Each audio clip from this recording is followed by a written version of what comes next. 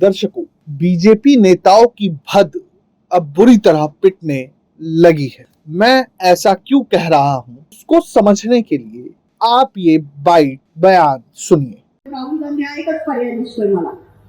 मग उद्या राहुल गांधींच्या हातात तुम्ही देश देणार आहात का नरेंद्र मोदींच्या हातात देश देणार आहात? राहुल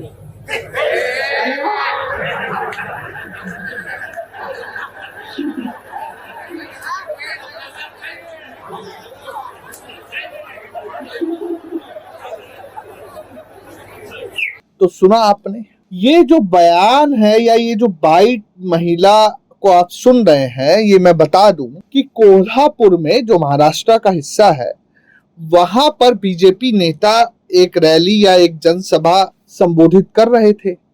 सामने लोग बैठे हुए थे। बीजेपी नेत्री जनता से पूछती हैं मराठी भाषा में कि आप देश को राहुल गांधी के हाथों में देंगे या फिर हमारे वर्तमान पीएम नरेंद्र मोदी के हाथों में। सामने से, जो आपने इस बयान में भी सुना या इस पूरी क्लिपिंग में, कि सामने से जवाब आता है राहुल गांधी। फिर मंच पर आसीन बीजेपी नेताओं और माइक संभाले बीजेपी नेत्री को समझ नहीं आता कि अब वो आगे क्या बोले। जनता ने तो साफ साफ बोल दिया कि अब हम देश राहुल गांधी के ही हाथों में देंगे। तो बड़ी असहज सी स्थिति बीजेपी नेताओं के लिए बन गई और बीजेपी नेत्री बेचारी सिर्फ मुस्कुराने के अलावा ना कुछ कह सकी, ना बोल सकी, ना अपनी प्रतिक्रिया दे सकी, क्योंकि लोकतंत्र में जनता मालिक है।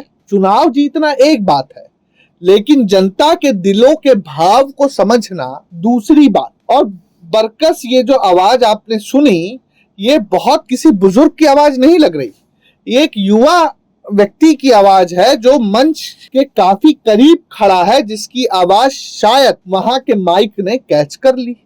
आखिर ये स्थिति कैसे बनी? ये स्थिति दर्शकों इसलिए बन गई कि जनता कहीं ना कहीं अब ऊब चुकी है। 2/3 बहुमत ना मिलने के बाद भी किस तरीके से लोकतंत्र और चुनावी लोकतंत्र में नंबर की चोरी की जा रही है, उससे जनता ऊब चुकी है। महंगाई, जनता ऊब चुकी है जवाबदेही ना तय करने के कारण से। क्योंकि मैं ये नहीं कहूंगा कि पेपर लीक सिर्फ इन्हीं के जमाने में हुए, पेपर लीक पहले भी हुए, लेकिन पहले चाहे नीतीश कुमार हो, सुशील कुमार शिंदे हो या कोई भी व्यक्ति हो, पेपर लीक से ही ना जोड़े, किसी भी घटना के बाद तुरंत इस्तीफा दे देते। आपका क्या मानना है?